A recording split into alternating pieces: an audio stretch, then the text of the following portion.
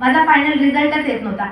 मग घरच्यांना लग्नाची काळजी वाटत होती माझ्या असं तसं. पण माझा एक गोष्ट होती की मी काही ना काहीतरी करणार, तुम्ही अजिबात काळजी करू नका. तुम्ही मला एवढं म्हणजे मला एवढं तुम्ही आत्मविश्वास दिलेला आहे की मी माझ्या आयुष्यासोबत नक्कीच काही ना काहीतरी चांगलं करेन. मग असं करत करत यावर्षी सरळ सेवेच्या भरपूर साऱ्या ॲड आल्या आणि मग मी असा विचार केला की चला आपलं इकडे बँकेमध्ये होत नाहीये तर एखाद्या सरळ सेवेचा फॉर्म भरायला काही हरकत नाही असं विचार करून मग मी सरळ सेवेचा फॉर्म भरला. त्यामध्ये असं होतं की इथं अकाउंट्स डिपार्टमेंटला वॅकन्सी आली होती जिल्हा परिषद नांदेडला. तर मग मी तिकडूनच फॉर्म भरला. MPCला एकच जागा होती.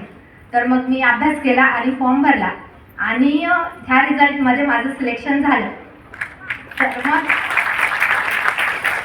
मला एवढं सांगायचं आहे की मी इतके दिवस बँकेच्या पाठीमागे लागले पण मला तिथे यश आलं नाही आणि एकच मी MPSCची एक्झाम दिली आणि माझं इकडे सिलेक्शन झालं. तर मला असं वाटते की ह्याच्यामध्ये एकच आहे की माझ्या लाईफसाठी हे ठरवलेलं होतं आणि मी त्या चुकीच्या क्षेत्राकडे गेले होते. तर मग तुम्ही पण जर तुम्हाला कुठे अपयश